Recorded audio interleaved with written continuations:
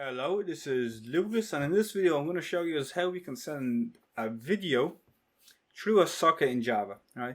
So I have two classes created here. We have the server and we have the client. So the client is going to be sending the image to the server. The server is going to receive it, and it's just going to output that video as a file in our directory. The client will send this video here that we have stored here, video.mp4, and then the server will just output the same file, just it'll be a different name.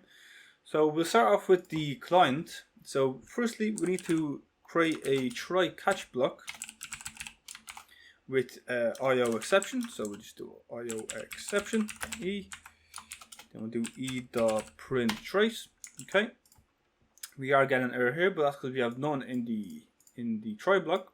So we are going to create a file, right, which is going to be a video. So we'll just do video file, and we're going to equal that to a new file, and we're going to refer to the name of the video that we want to send. So for me it's video.mp4. Make sure it's a string as well, so video mp4 semicolon, and then we just got to import the file like that. Next we are going to create a byte array, and we're going to do the name of video bytes, and we're going to equal this to a new byte, right, of an int. So we're just going to cast an int of this, and we're going to have the video file dot length. This just gets the length of the video, and it gets just the size of it, and that's just the size of this byte array that we have.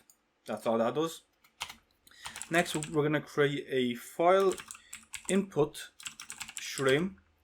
We'll just name it FIS for now, and we'll equal that to a new file output stream. Now this is going to be used to send that file through a socket.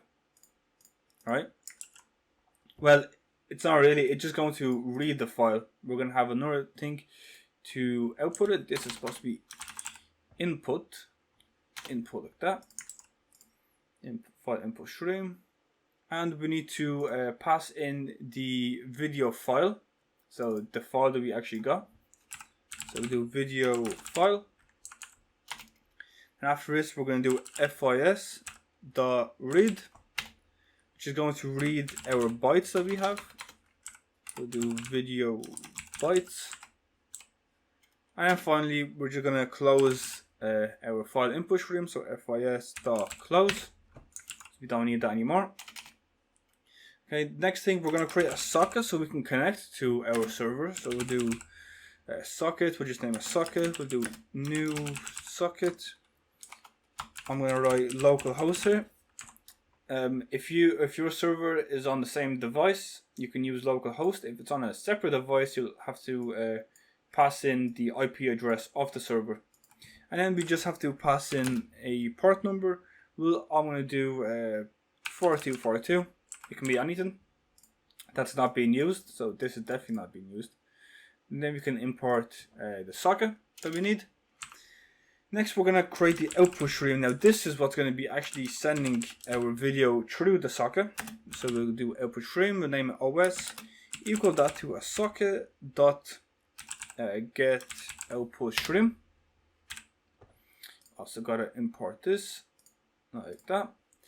Now next we're going to actually write it, so we're going to use the output stream, so os.write, and we're going to write the video bytes. It's important that we write the video bytes, not the video file.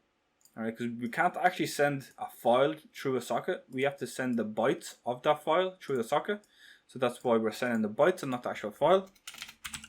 And then we'll do os.flush, and then we'll just close after everything is sent. So we'll close the output stream and the socket, and that is about it for the client side. So this is the code that's gonna get the file, the video, convert it to a byte, connect to a server, and then it's just gonna send that video, the bytes of that video, to the server. So now we need a way to get the connection of the client but then also get all of the bytes that we sent across and store it. Alright, so let's get started with that. So I'm going to create a new try catch just like we always do. So try catch, we're going to have IO exception in here. Exception. Exception E, sorry. So exception E. And then we do E dot print E dot print I definitely IO exception. There we go. E dot except. There we go. And then we can do E dot print stack trace. Okay. In the try. So inside of the try, we're gonna do a server socket. Now we can just name a server socket equals to new server socket. We'll give it the same port that we use. I think it was 4242. Let me just double check. Yes, 4242. These two ports have to be the same. Okay, so now just import the server socket. Once this is imported, we can accept any connections that we get. So we'll do server. So we'll do socket. Socket is equal to server socket dot accept. This is just to accept the connection that we get from the client. After this is done, we're going to get the input stream, which is just going to get the input from the socket, from the client side. So we do input stream is equal to the socket dot get input stream. Okay, got it. Also import this. Okay, now once the input stream is created, we're going to create a byte array.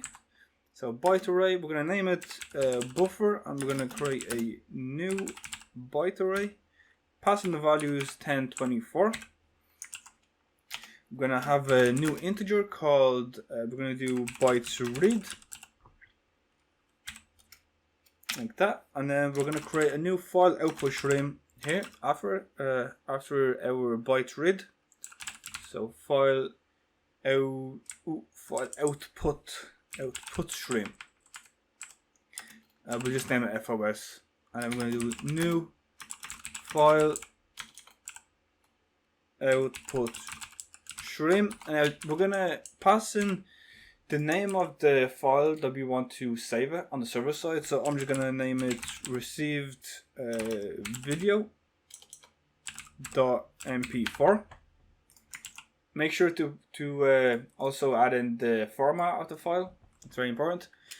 Next, we're gonna create a while loop.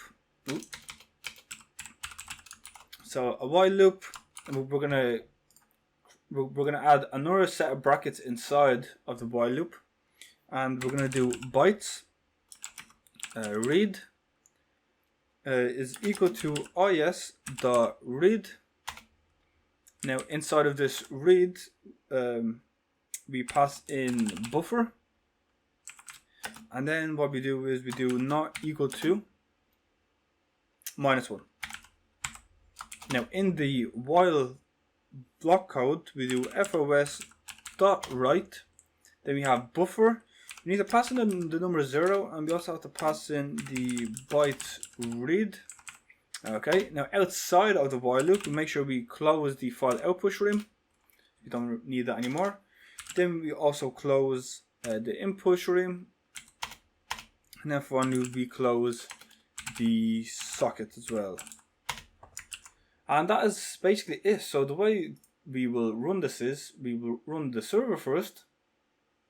And when the server is run, we will run the client. Now you can see that the client gets terminated, which means that it is successful. Let's go to the server. The server is also terminated. We got no errors, which means that it was a success. We refresh this, you see we get the received image. So that is basically it. I hope this video has helped. I hope you enjoyed it, and I'll see you in the next one. Peace out.